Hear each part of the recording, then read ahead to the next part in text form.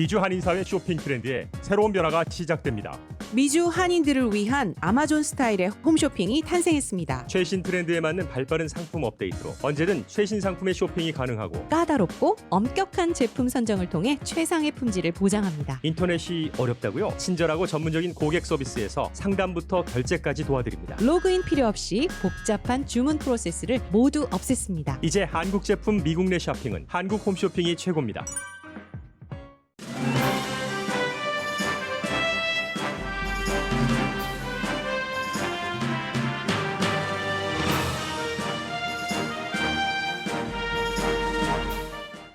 미시건주에 이어 펜실베니아주도 오늘 아침 바이든 당선을 인증했습니다.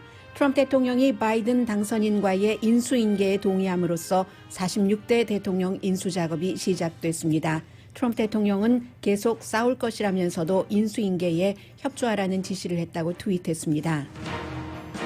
인수인계 작업이 시작되기 전에 인선을 발표해온 조 바이든 당선자는 장관 인선에서 경험과 인종, 성별의 다양성을 보여주고 있습니다. 인준되면 최초의 여성 장관이 나오는 부처가 여럿이고 최초의 라티노 장관이 나오는 부처도 있습니다. 자넷 옐런 재무장관 지명자가 알려지면서 주식시장은 크게 반깁니다. 코로나 바이러스 사태는 점점 심각해져서 60년을 함께 산 부부가 페이스타임으로 이별을 하는 비극까지 다다랐습니다. 백신 접종 우선순위는 시니어와 위험이 높은 사람보다 쓰레기 관리자나 경관 등 필수 직종에서 일하는 사람부터입니다. 미국인 10명 가운데 6명이 추수감사절을 지난해와는 달리 보낼 계획입니다. 인종과 정치 정당에 따라 차이가 있지만 최근 달라진 것은 코로나 바이러스에 대해서 트럼프 대통령의 아무렇지 않다는 태도보다는 처음으로 보건 관계자들의 말을 새겨듣는 미국인이 늘어났습니다. 백악관은 11월 30일 실내에서 할러데이 파티를 열 계획으로 초청장을 발송했습니다. 국제항공협회가 해외 여행객들에게 백신 여권을 발급하는 최종안을 검토 중입니다. 대한항공의 커먼 패스 앱도 주목받고 있습니다. 제너럴 모터스가 더 이상 트럼프 행정부의 환경법을 지지하지 않는다고 밝혔습니다. 여러분 안녕하십니까? 오늘의 미국 강예신입니다. 어제 오늘의 미국이 끝난 뒤에 미시건주에서 바이든 당선 인증을 했고 그리고는 이제 그 연방 총무처죠. 기구는 굉장히 광대하지만 사실은 그 선거에 관해서도 전통적으로 전혀 문제가 없었던 그런 부처인데 이번에 그 선거가 끝나고는 이슈가 있었기 때문에 어제서야 바이든 그 당선을 확인을 했습니다. 그리고 이제 트럼프 대통령이 모든 그 정부 부처의 인수 작업을 협조해라 하는 고 지시했다는 트윗도 했고요. 그리고는 그러면서도 법정 싸움은 계속된다라고 얘기를 했습니다. 그런데요.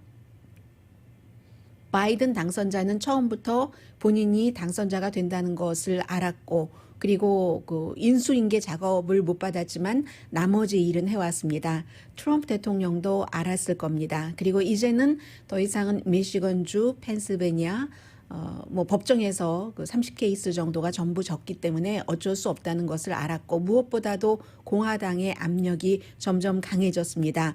공화당에서 상원 의원 가운데서 공개적으로 인수인계를 해라 하고 얘기했던 의원이 9명 그리고 2명은 부분적으로 제가 지금 말씀드린 것에 동의를 했고 하원 의원도 공화당 가운데서 많은 그 정치인들이 12명이군요. 인수인계를 해야지 된다고 얘기를 했고 주지사들도 공화당 주지사 가운데 메릴랜드주의 레리 호건 주지사를 포함해서 7명의 주지사가 바이든이 당선자니까 인수인계를 해라라는 지적을 했습니다. 그리고 나서 대통령의 트윗 또 국가 그 총무처에서 트럼프 대통령이 임명을 했었던 총무처의 최고 그 책임자죠. first name이 에밀리인 그분이 이제 인증을 하고 나서 조 바이든이 어제 밤에 트윗한 것이 밤도 아니네요. 7시 5분입니다. 로스앤젤레스 시간으로는 오후 4시 5분이 되겠네요. Build Back Better.gov Build back better. 다시 이제 좀 혼란스러운 것을 다잡아가면서 좋게 만들자 하는 것을 했고요. 그리고 이제 오늘 아침에 원래는 어제 발표될 예정이었었지만 전체적으로 다 그 펜실베이니아주도 카운티가 많기 때문에 그 집계가 되지 않아서 오늘 아침에서야 펜실베이니아의 주지사도 탐 울프 주지사입니다. 조 바이든과 카멜라 해리스가 당선됐다 하고 그 서티피케이트를 인증을 해줬습니다.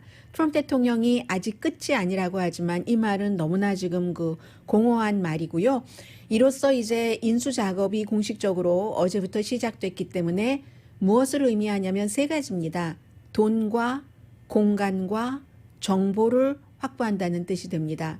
돈은 뭐 한 750만 달러 된다고 하고요. 인수하는데 모든 부처에서 전부 인수인계를 받아야지 되니까 스페이스도 뭐 자리가 있어야지 일을 하죠. 그리고 이제 정보 브리핑은 지금 너무나 중요하기 때문에 그런 것들을 공개적으로 다 받게 됐습니다. 권력 이양의 첫걸음이라고 표현할 수 있겠고요. 해서 이 거대한 기구인 이 정부의 그 총무처요, General Services Administration, 이곳이 여러 가지 정부가 기능을 제대로 할 수 있도록 그 보조를 해주는, 말하자면 민주당 정부도 들어오고 공화당 정부도 들어오는데 초당적인 기구입니다. 초당적인 기구지만 이번에는 그 대통령이 에밀리 머피라는 최고의 헤드를 임명을 했었고요.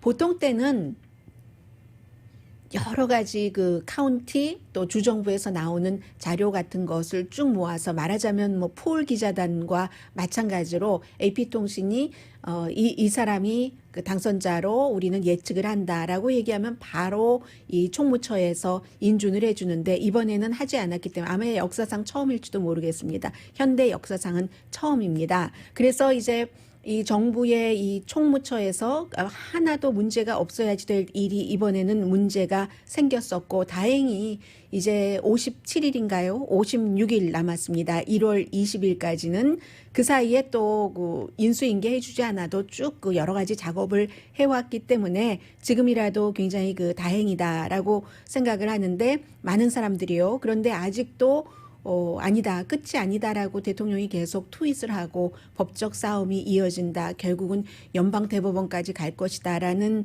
그 헛된 희망을 품고 계시는 분들이 많이 계시는데, 이제는 게임은 전부 그 끝난, 트럼프 대통령조차도 트럼프 대통령 스타일로 가장 그 인정을 할 수 있는 그 범위 내에서의 인정이었습니다. 어제의 그 트윗이요, 계속 싸운다고 하면서도 인수인계 하라고 했었다는 것이요. 오늘 아침 로스앤젤레스 시간으로 제가 방송이 끝나는 10시에 국가안보팀을 발표를 한다고 하는데, 뭐 어제 대충 그 나왔고요. 전반적으로 보면은 조금 경험이 많은 사람들을 택했고, 이게 이제 행정부를 지금부터 보게 되는 겁니다. 정책을 보고 사람을 보면서 어떤 그림이 그려지겠구나 하는 것을 보는 것인데, 경험, 다양성을 중요하게 생각하고 사람을 뽑는다는 것은 안정감 있는 정부를 이끌어가겠다는 의지로 읽혀집니다.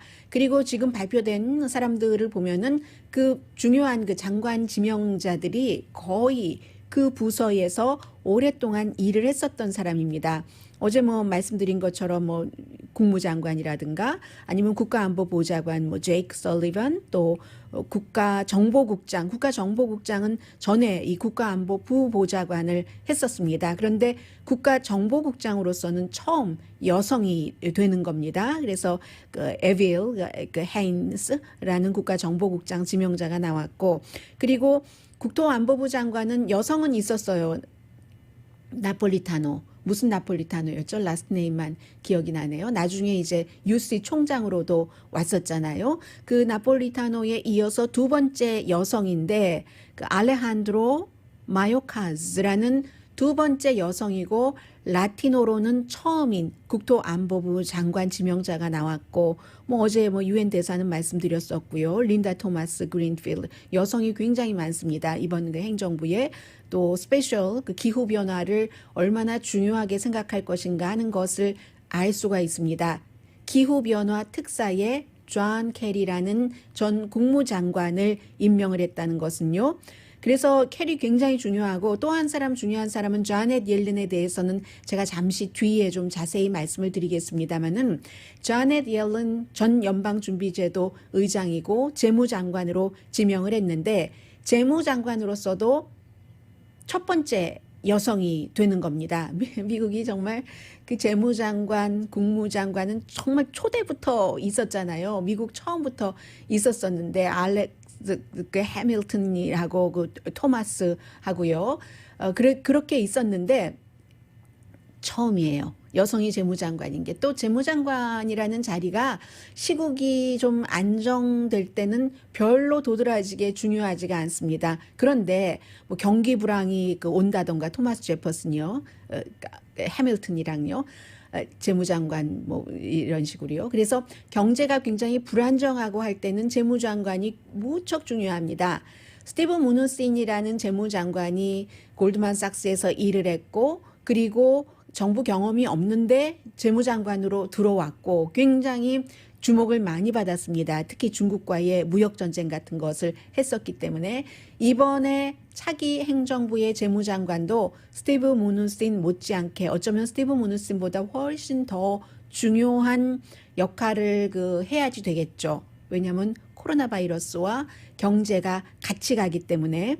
그리고 이제 또 지켜봐야지 될 것이 국방장관이 지금 발표가 되지 않았는데 국방장관의 경우는 그 민주당의 눈치를 우선 그 공화당 상원보다 더 먼저 봐야지 됩니다. 민주당에서 그 반전을 주장을 하고 그리고 아주 그 진보적인 그런 정치인들이 있기 때문에 차기 대통령으로서 당도 다스려야지 되잖아요. 다른 당과의 그 화합도 중요하지만 그런 면에서 무척 지금 주목이 되는 부분이고 공화당에서는 뭐 별로 특별한 인물도 없네. 보링하네. 이렇게 얘기하는 사람도 없습니다. 드라마가 없네, 드라마가 없어 라고 얘기를 하고 그리고 또 하나 중요한 것은 이제 그 바이든 시대가 되면서 문제 없는 행정부가 어디 있겠습니까? 처음부터 인선 작업부터 불만이 있는 사람들이 생기기 시작합니다. 오늘 아침에 그 폴리티코가 보도한 것을 보니까 바이든 그 후보는 다른 후보와는 달리 예비선거 때 굉장히 힘들었었죠. 그리고 그 사우스캐롤라이나에서 예비선거가 치러지기 전까지 그 사우스캐롤라이나주의 예비선거가 토요일이었는데 그 금요일까지도 바이든 그 예비선거 후보가 거의 가망이 없는 것처럼 보였습니다. 다만 사우스캐롤라이나 내일 이 선거에서 지면은 정말 끝이다. 정말 끝이다 라고 했는데 거기서 이기면서부터 불이 확 붙었잖아요. 그런데 이번에 장관이건 그 아랫사람이건 이렇게 쭉 그 인선 작업을 보면은 백악관의 비서실장이라든가 몇몇 백악관에 같이 들어가는 장관들은 전부 백악관 안으로 들어가는 건 아니잖아요. 백악관 안으로 들어가는 인선의 그 탑을 보면은 바이든 캠페인에서 오랜 동안 바이든 당선자와 같이 일했던 사람인데 그 아래부터는 바이든 그 인수팀, 바이든 당선자와 쭉 캠페인을 같이 했었던 사람보다는 오바마 행정부에서 일했던 사람이 더 많네? 하고 지금 이미 바이든 그 캠프에서 일을 했던 사람 가운데서 불만을 갖고 있는 사람들이 있다는 거거든요. 그리고 또 하나 중요한 것은 바이든 후보의 인선 작업이 중요하기 때문에 말씀을 드리는 겁니다. 예비 선거 때에 일했었던 사람과 그때는 정말로 되지 않을 것이야. 처음부터 완전히 거의 락다운 됐고 락아웃 됐고 했었던 형편이기 때문에 그랬는데도 끝까지 바이든 곁에 있었던 사람이 있는데 그것보다는 오히려 예비선거에서 이기면서 승기를 잡고 그 뒤에 합류했었던 캠페인 팀에서 중요한 사람들이 중요한 요직에 이렇게 저렇게 인선이 되는 것을 보면서 예비선거 때 그 캠페인에서 일을 했었던 사람들이 지금 불만이 많다고 하고요. 심지어는 뭐 두려워한다고도 하고 오바마 시대 베테랑들이 많이 들어오네 하면서 우리 뛸 때는 옆에 보니까 하나도 없더니 뒤에 합류해서 이거 어떻게 된 거야? 라고 얘기를 하는 사람들이 많다 하는 게 폴리티코의 지적입니다. 그러나 이러한 모든 것들은 어찌 보면 큰 그림에서 작은 작은 물결 뭐 이런 것일 수도 있고요. 중요한 것은 여자도 많고 소수인종도 많고 미국의 그림 그대로를 가지고 가겠다 하는 것이 바이든 그 당선자의 지금 입장이고요. 그리고 모든 게 마찬가지 아닌가요? 캠페인에 유용한 사람이 있고 예비선거 때 유용한 사람이 있고 본선 캠페인에 유용한 사람이 있고 캠페인에서도 정말 쓸모가 있었는데 백악관까지 아니면 다른 어떤 부처의 중요한 자리까지 가서 능력을 발휘할 수 있는 사람이 있고 그렇지 않은 사람이 있고 사람마다 다 국가가 부를 때 용도가 있기 때문에 뭐 다용도인 사람들도 있지만 그리고 타이밍이 있기 때문에 지금은 아니지만 나중에 기용될 수도 있고 처음부터 이렇게 보니까 그런 그 외부와의 문제도 문제지만 내부에서도 그렇게 뭐 뭐든지 막 물 흐르듯이 지금 꽃길을 그 비단신 신고 걷는 것은 아니다. 이 바이든 당선자가 그런 것들도 느껴집니다.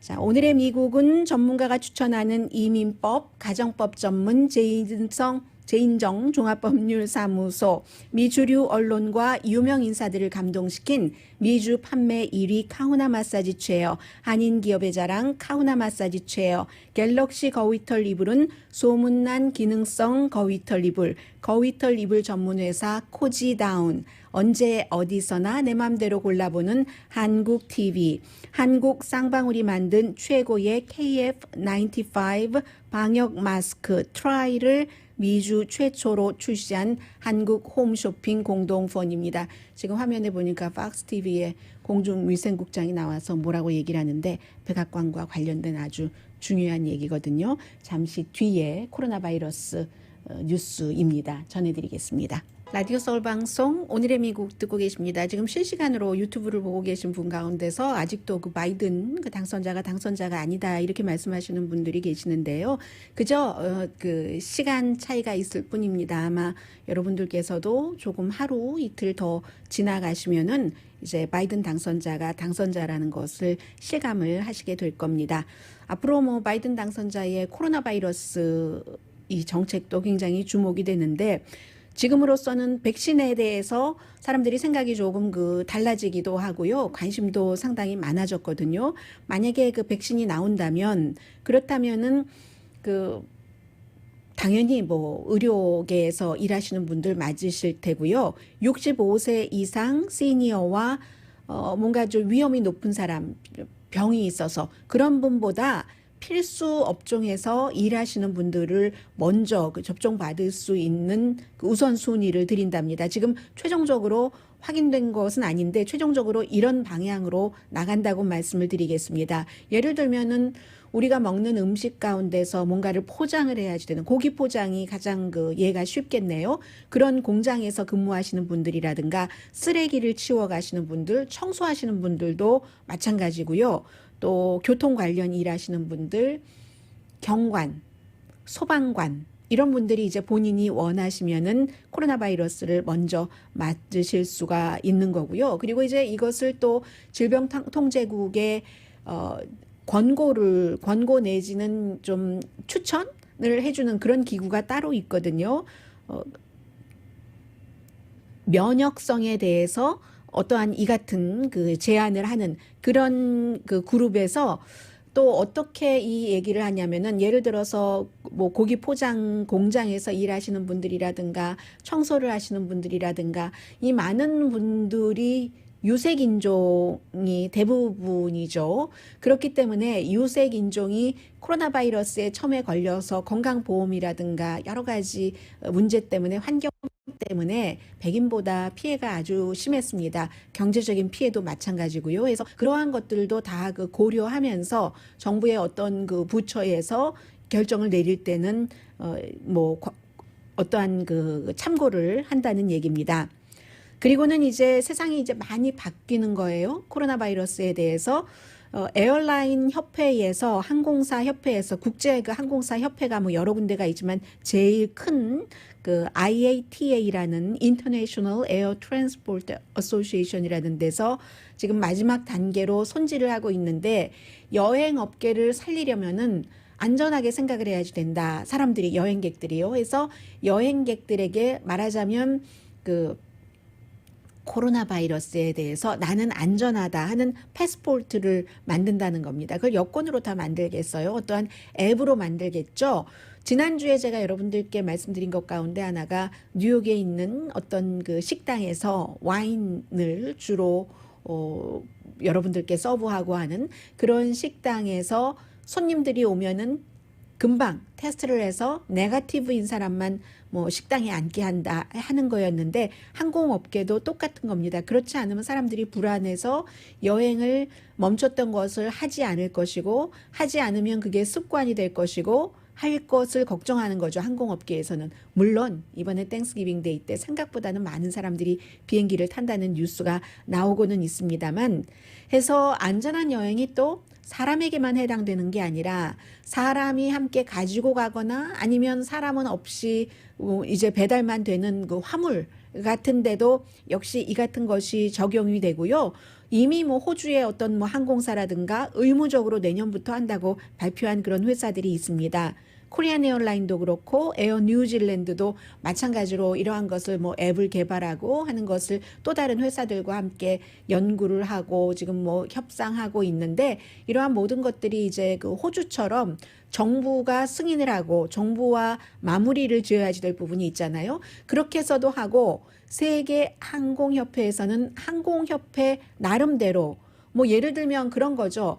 지난번에 그 가상화폐 할 때 가상화폐의 단점도 있지만 도박과도 같은 그러나 그 뒤에는 그 블록체인이라는 그 시스템이 있기 때문에 블록체인이라는 시스템을 발전시키기 위해서 가상화폐 같은 것을 상으로 주는 거다라고 전문가들이 굉장히 많이 얘기를 했었습니다. 그런 형태로 그 블록체인 방식을 통해서 이 사람이 네거티브네 하는 것을 이제 그 공유를 하고 그리고는 그 개인 정보를 저장하지 않는 형태로 그런 형태로 우리가 또 살아보지 않은 그런 항공협회가 되는 거예요. 뭐 오늘 아침에 뭐 블룸버그 뉴스 등을 보니까 굉장히 이 같은 내용이 자세히 나와 있습니다. 그래서 앞서 말씀드린 그 에어라인 협회요. 그 IATA 말고도 브리티시 항공의 모회사인 또 다른 뭐 에어라인 그룹도 있고 해서 지금 한다는 겁니다. 그래서 영국에서는 2021년 내년부터네요. 이런 앱 같은 것을 통해서 한다고 하고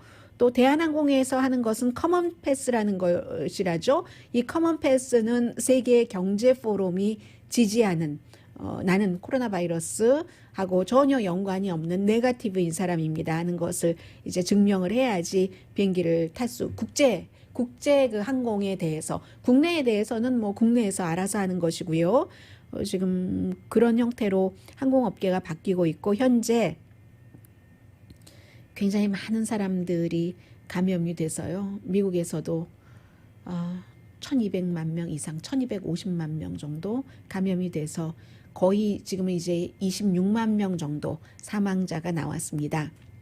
그런데 지금 이제 질병통제국이나 많은 곳에서 여행하지 마십시오라고 얘기를 하고 좀 전에 제가 여러분들께 팍스와 인터뷰하고 있네요. 공중위생국장이 이렇게 말씀드렸는데 제롬 그 아담스 공중위생국장이 제발 모이지 마십시오. 내년에 몰아서 땡스기빙 데이 하세요. 심지어 가족끼리라도 이렇게 권고를 하고 있는데 백악관은 11월 30일에 큰 파티를 한답니다.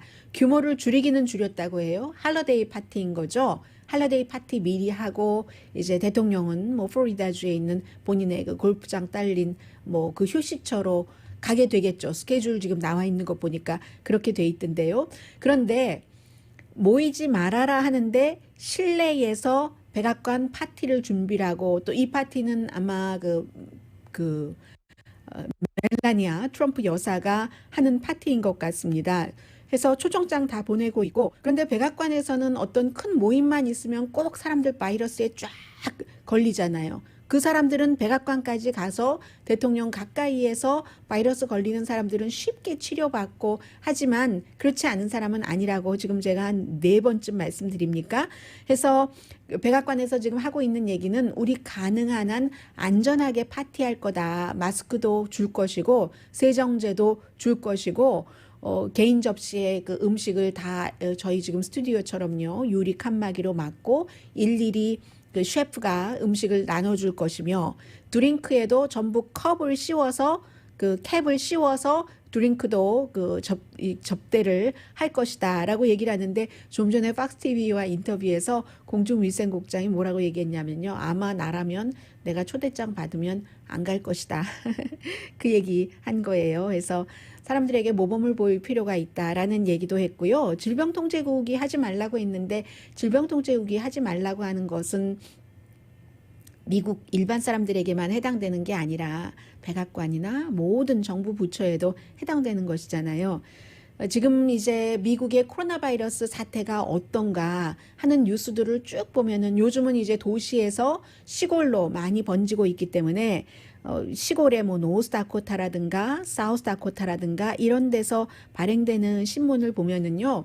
뭐 의료기구 같은 건 막 남아도는 것 같이 하지만 꼭 그렇지는 않답니다. 그리고 무엇보다도 의료진이 너무나 모자라기 때문에 지금 힘들고 처음에는 이제 뉴욕에서 시작돼서 이제는 노스다코타, 사우스다코타, 뭐 와이오밍 이렇게 깨끗한 물 좋고 산 좋고 하는 하늘 맑고 하는 곳까지 전부 가잖아요. 그런데 이런 그 시골 지역에서 보니까 환자가 나이 드신 분들만 병원에 입원하는 게 아니라 40대도 있고 50대는 아주 많다고 하거든요.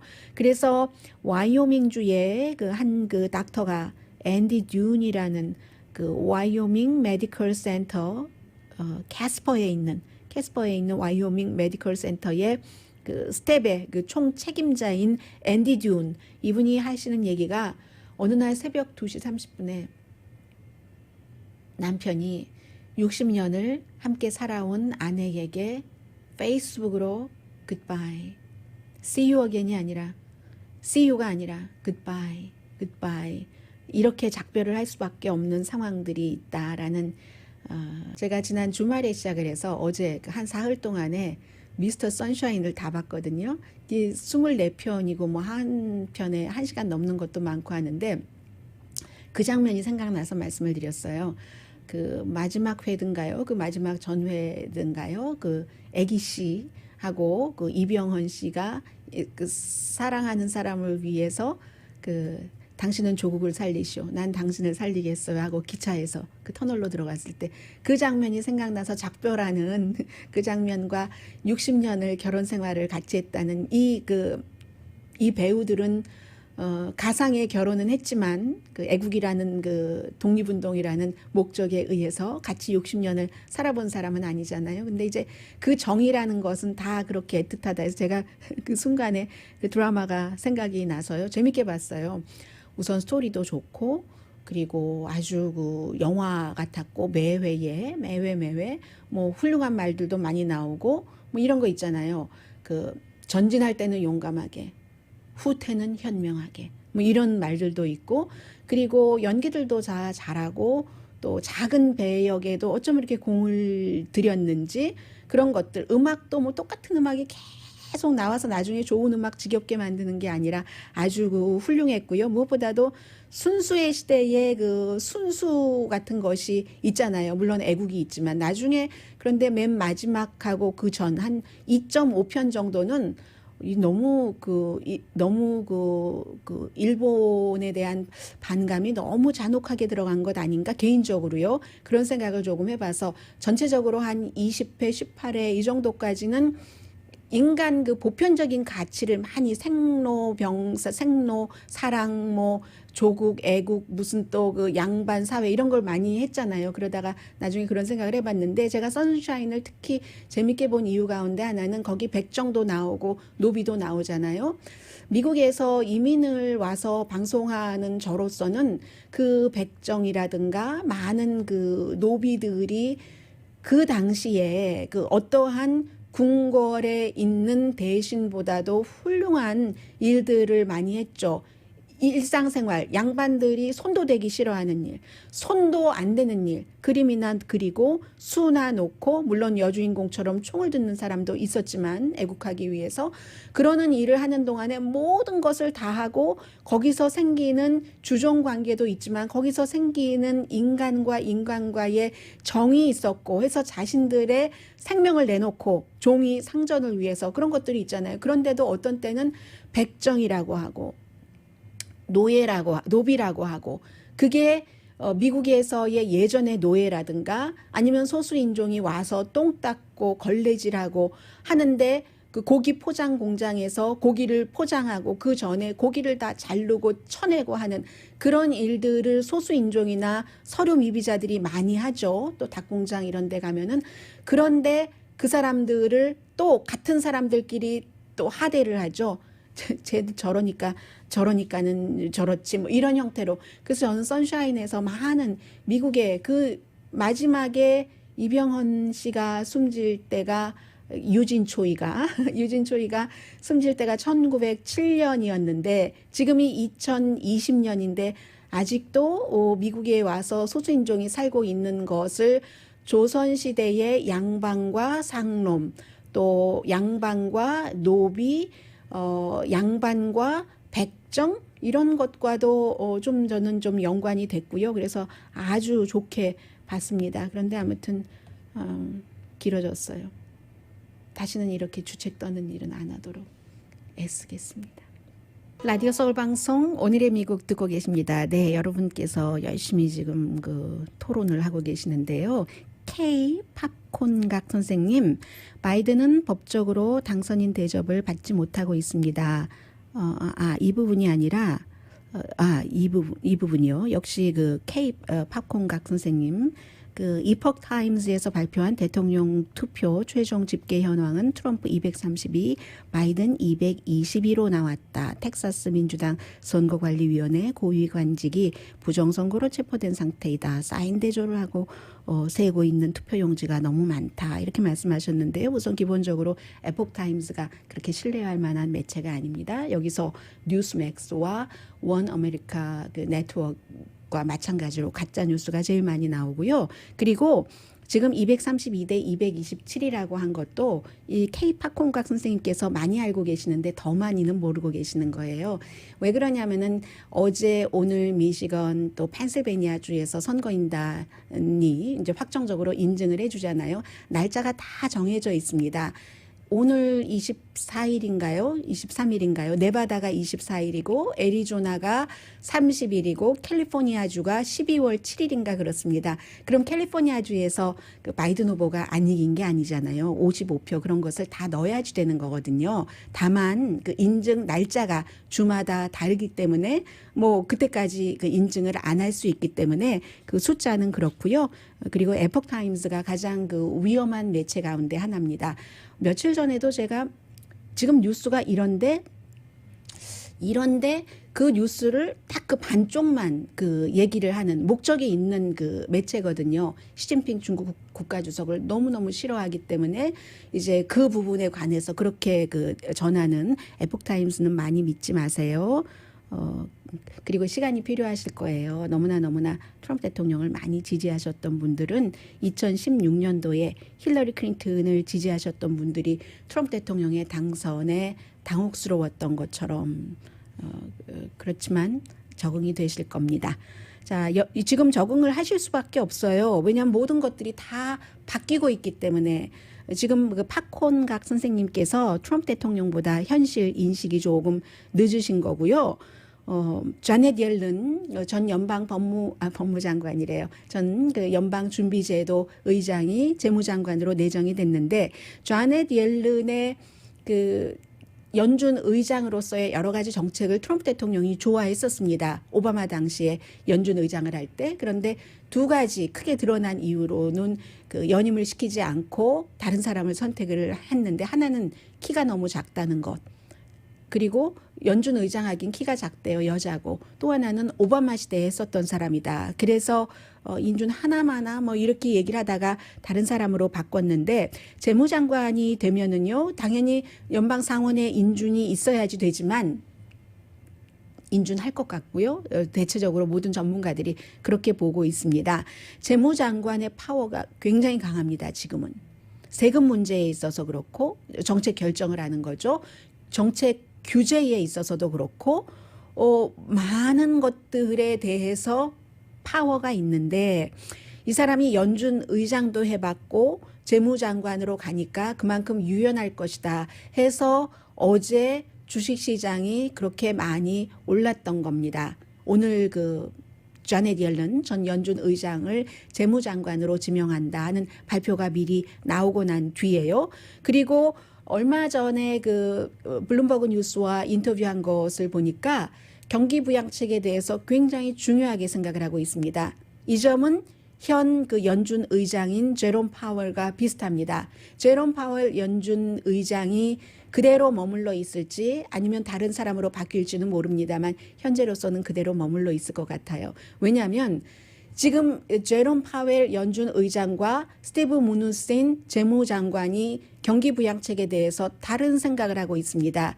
예를 들면은 그 실업수당 같은 것이 뭐 조금 있으면은 또 이제 마감 시한이 오는 게 있죠. 그런 것을 연장해 주지 않는 것이 현 재무부의 방침인데 자넷 옐런 재무장관 지명자는 며칠 전에 블룸버그 뉴스와 인터뷰에서 뭐라고 얘기했냐면 경기 부양책이 너무너무 중요하다.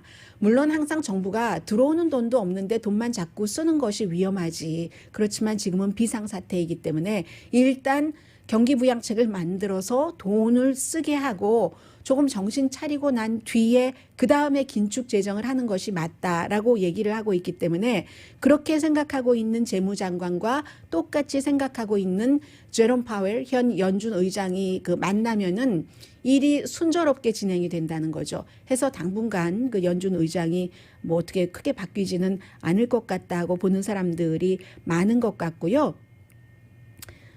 빚을 끌어다가 써야지 될 때는 써야지 된다 하는 얘기잖아요. 나중에 안정되고 나면 뭐 당장 아픈데 병원에 가야지 되는데 병원비 꼬서 병원에 가고 낳고 나서 열심히 또 일해서 빚도 갚고 이자도 갚고 하자 하는 얘기입니다. 그리고 기후변화에 대해서도 그날 인터뷰하는 것을 들어보니까 기후변화는 너무나 심각하기 때문에 행동을 할 필요가 있다. 뭐 이산화탄소 세금 같은 것을 물게 하는 것 이것을 이제 재무장관이 할 수 있으니까 영향력을 미칠 수 있으니까요. 자본주의에 대해서는 현재 자본주의가 기능을 다하고 있지 못하는 부분이 분명히 있다. 수정하는 것이 불가피하다. 특히 이제 공정한 분배에 있어서 그런 생각을 지금 재무장관 지명자인 자넷 옐런 전 연준 의장이 하고 있는 얘기입니다. 제가 가장 최근에 들어본 블룸버그 뉴스와의 인터뷰였습니다. 그리고 제너럴 모터스 하면은 여기도 또 여자네요. CEO가 메리 바라라는 아버지가 제너럴 모터스 공장에서 정말 밑바닥부터 일했고 이 그 메리 바라도 아버지 따라서 제너럴 모터스에서 일하다가 제너럴 모터스에서도 학교를 세운 거예요. 예를 들면 대한항공에서 무슨 그 인천에 학교를 세웠잖아요. 그런 것처럼 그래서 이제 그 학생들이 또 회사에 와서 일하게 이렇게 해서 지금 CEO까지 됐거든요. 여성. 그런데 지난번에 한국에서 제너럴 모터스 공장 문 닫고 할 때 제가 한번 말씀드린 기억이 납니다마는 이 CEO는 그 전기 자동차에 굉장히 신경을 썼었던 CEO입니다. 그래서 한국이 전기 자동차 같은 것을 만들지 않았기 때문에 문을 닫은 것이기도 하고요. 그것은 한국이 어찌할 바가 있었던 것은 아니지만 제너럴 모터스의 결정이었습니다마는 해서 제너럴 모터스의 CEO인 이 메리 바라 그 여성 CEO가 우리는 21세기 자동차는 전기 자동차다. 제너럴 모터스는 많이 나갔거든요.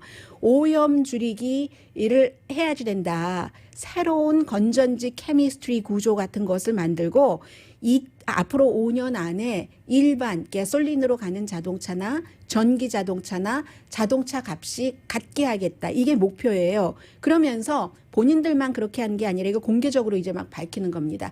바이든 행정부를 인정하고 하는 얘기예요. 본인들뿐만이 아니라 다른 자동차 회사에도 우리의 동참하라라고 얘기를 합니다. 도요타, 피아트 크라이슬러 이런 그리고 이제 나머지 한 10군데 작은 자동차 회사가 최근에 이제 그 오바마 행정부 시대 때 연료 비용 뭐 갤런당 얼만큼을 달려야지 된다 하는 것을 많이 올려놨었잖아요. 목표치도 많이 잡아놨는데 트럼프 대통령이 그게 뭐야 하면서 다 깨버렸잖아요. 깰 때 트럼프 대통령 쪽으로 간 자동차 회사가 있고 캘리포니아의 이 친환경 정책에 따라온 그런 회사들이 있습니다. 제너럴 모터스가 다른 자동차 회사, 작은 자동차 회사의 얘기하기를 캘리포니아주 이 규정대로 따라와야지 우리 미래가 있다라고 얘기를 합니다. 그래서 오늘 아침 뉴욕타임스가 제너럴 모터스의 CEO가 공개적으로 이렇게 얘기한 것은 트럼프 대통령에게 굴욕이다라는 표현을 했는데요. 어제 이 메리바라 그 CEO가 또 여자네요.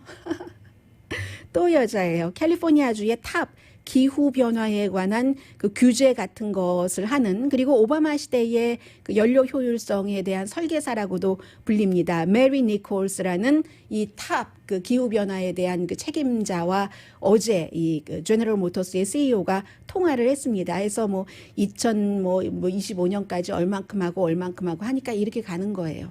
앞으로 자동차에 대해서는 그렇게 가는 겁니다. 그래서 혼다라든가 포드라든가 또 뭐 BMW, 볼보, 폭스웨건 이런 회사가 캘리포니아 쪽으로 오니까 트럼프 대통령 그때 막 격분했었잖아요. 그런데 이게 자꾸만 행정부에 따라서 바뀌는 겁니다. 캘리포니아주의 이 자동차에 관한 그 룰을 다 좋아하시는 건 아니에요. 홀세일 같은 것을 하시는 분들 얘기를 들어보면은 홀세일 하는데 트럭이 필요하잖아요. 트럭이 달린 마일리지에 따라서가 아니라 연도수에 따라서 다 뭐 폐기를 해버려야 된다든가, 그게 내년에 돌아오는 경우도 있어요. 그런 경우에는 비싸게 주고 산 그 자동차를 $2,000도 못 되게 팔 수밖에 없고 하는 게 있거든요. 그래서 모두를 다 만족시킬 수 있는 정책은 없습니다. 그리고 정책을 위반하는 사람들은 그 사람들이 할 일이고, 일반인들은 추세를 따라서 읽어가고 미리 대비하는 그 정도를 할 수 있죠. 네, 먼저 도와주시는 분부터 말씀드리고 시간 되는 데까지 전하겠습니다. 오늘의 미국은 전문가가 추천하는 이민법, 가정법 전문 제인정 종합법률사무소, 미주류 언론과 유명 인사들을 감동시킨 미주 판매 1위 카후나 마사지 체어, 한인기업의 자랑 카후나 마사지 체어, 갤럭시 거위털 이불은 소문난 기능성 거위털 이불 전문 회사 코지다운, 언제 어디서나 내 맘대로 골라보는 한국TV, 한국 쌍방울이 만든 최고의 KF94 방역 마스크 트라이를 미주 최초로 출시한 한국 홈쇼핑 공동폰이었고요. 10시에 좋은 아침 좋은 하루 방송됩니다. 땡스기빙 데이 때요. 10명 가운데 6명은 게스트를, 손님을 줄이거나 아니면 여행을 취소하거나, 그 가운데 일부는 아예 추수감사절 모임 같은 것을 갖지 않는다라는 것이고요. 백신에 대한 생각도 처음으로 50%가 넘었습니다. 이게 내가 가능하면 빨리 맞겠다 하시는 분이요. 강희신이었습니다.